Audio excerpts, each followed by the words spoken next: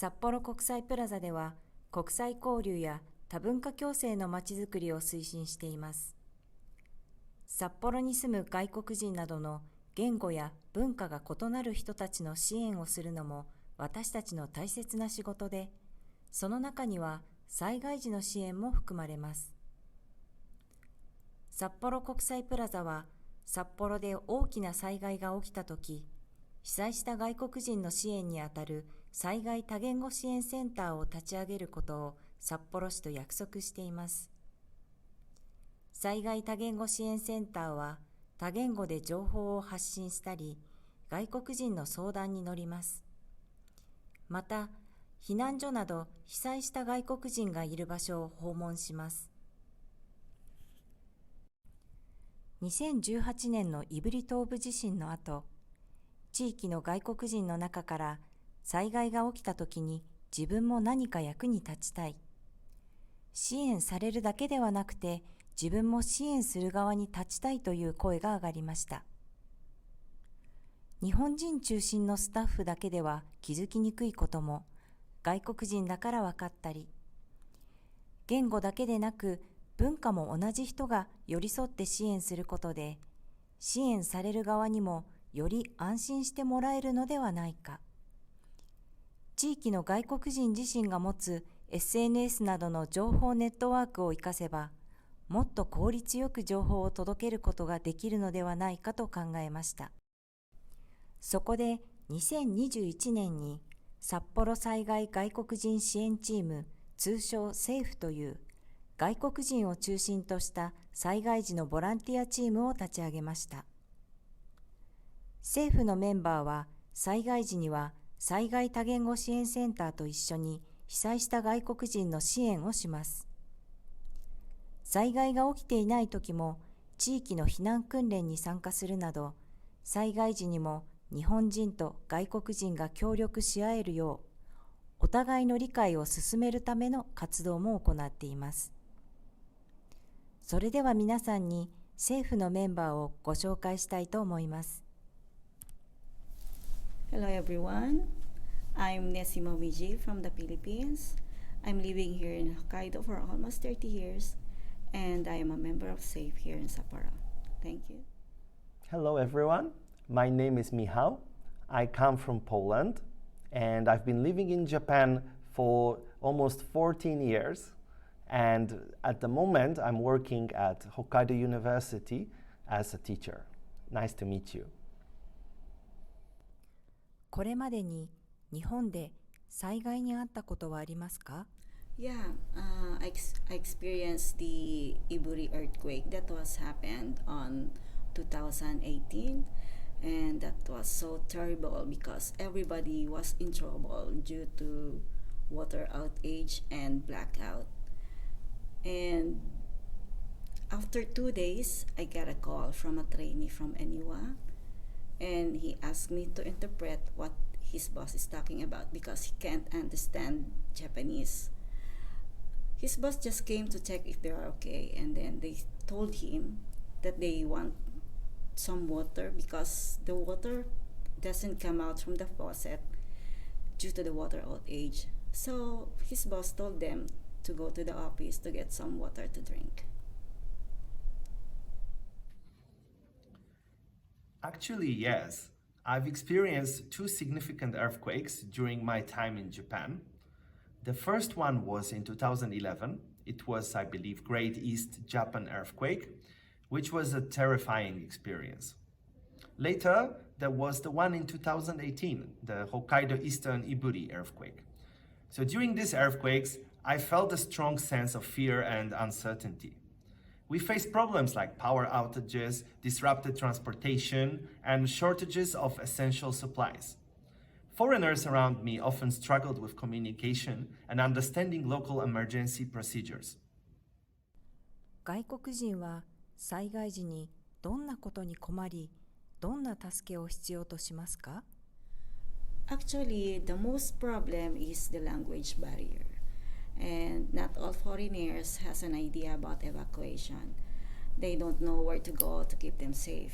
For example, in my country, we're not oriented about evacuation during calamities. And one time, this is my sister's story. And one time, typhoon occurred in the Philippines, and my sister was not able to go back home due to the flood. So they went to the nearest department store and stayed there for one night. Foreigners often face language barriers and may not be familiar with Japanese emergency protocols. They might not know where to seek shelter or how to access information. Support in the form of multilingual communication and clear instructions in various languages would be very helpful. Additionally, having designated foreigner-friendly support centers or hotlines during emergencies would make a significant difference. When you consider foreigners living in Sapporo, there are many people who represent various religions. For example, Muslims. So for such people, it's also important to provide them with an environment that supports their special needs. For example, a diet. Some religions have dietary restrictions, so we should provide some food that can be eaten by them in shelters. Another thing to consider is a quiet place where the families or individuals could do their religious practices in peace. And I think that would help their situation in the times of distress. 災害時に外国人を支援するために日本の若者はどんなことができますか？ As much as possible, they should learn English, even an easy English, so that they can handle the foreigners. If they are not confident to speak English, they can write it down and let the foreigner read it. In that way, they can understand each other. So I think Japanese people, especially the younger generation, can play an important role by being more inclusive and helping foreigners in times of disaster. This can include volunteering as a translators or assisting with emergency information dissemination. Promoting cultural sensitivity and raising awareness about the challenges foreigners may face during such situations is important. I believe that even if there is a language barrier, young Japanese people can offer emotional support and experience they have since they were little children from various trainings that started since kindergarten, so they may be very valuable assets. 政府のメンバーとして今後やりたいことは何ですか？ As a SAFE member, I'll do my best to participate in seminar and evacuation drill to have more knowledge on how to handle the foreigners during disasters. So I would like to contribute to SAFE by sharing my experiences and insights as a long-term resident in Japan who has faced disasters.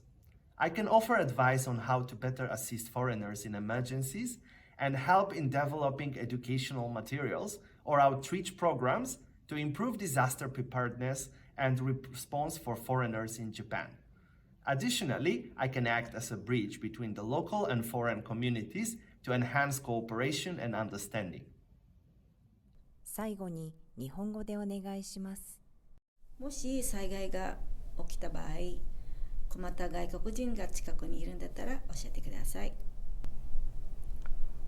世界中の人々がみんな英語を話すわけではありません。なので、コミュニケーションを取るのがとても大事だと思います。だから英語だけではなく、他のコミュニケーション方法もありますね。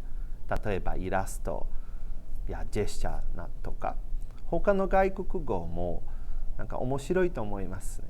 私も自分でポーランド語を話しているのでだから皆さんはちょっと外国語などコミュニケーションをより良くするように頑張ってください。災害が起きたとき、皆さんの周りにも困っている外国の方がいるかもしれません。皆さん一人一人に何ができるか、ぜひ考えてみてください。